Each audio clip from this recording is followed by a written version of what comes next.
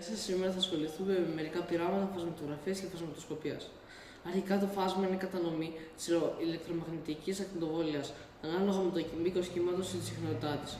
Τα φάσματα προκύπτουν όταν το φως διαχωρίζεται στα επιμέρους χρώματά του. Υπάρχουν τρία είδη φασμάτων. Το πρώτο είναι το συνεχές φάσμα, το οποίο παράγεται από πυκνά και θερμά σώματα και περιλαμβάνει όλα τα μήκη κύματος χωρίς διακοπές.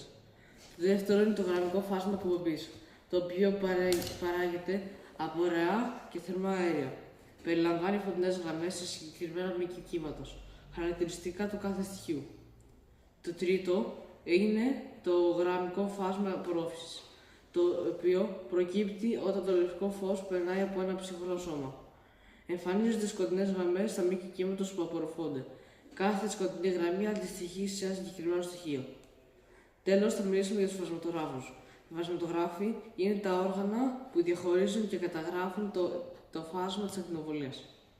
Λοιπόν, για τα υλικά των πειραμάτων θα χρειαστούμε μία κάμερα, αλάτι, αναπτήρα, ένα χαρτί για την πιθανότητα που το φως είναι πολύ δυνατό και πηγαίνει πολύ φως στην κάμερα, ένα φράγμα περίστασης, μία λάμπα και το φασματογράφο, ο οποίος απαρτίζεται από ένα φράγμα περίστασης, το κουτί του φασματογράφου, έναν φακό μεγεθυντικό και τη σχισμή για να μπαίνει το φως. Αυτό το φασματογράφο το κατασκεύασα εγώ και η ομάδα μου. Θα ξεκινήσουμε με το πρώτο μας πείραμα, για το οποίο θα χρειαστούμε μία λάμπα, το φασματογράφο μας και την κάμερα.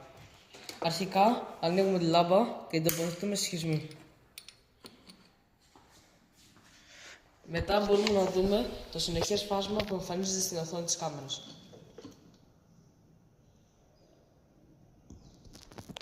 Ας πούμε στο δεύτερο πείραμά μας, για το οποίο θα χρειαστούμε αλάτι και αναπτήρα και τον φασματογράφο και την κάμερα όπως πριν. Αρχικά ανάβουμε τον αναπτήρα και το βάζουμε μπροστά τη σχισμή. Και μπορούμε να δούμε το συνεχές φάσμα που εμφανίζεται. Μετά ρίχνουμε αλάτι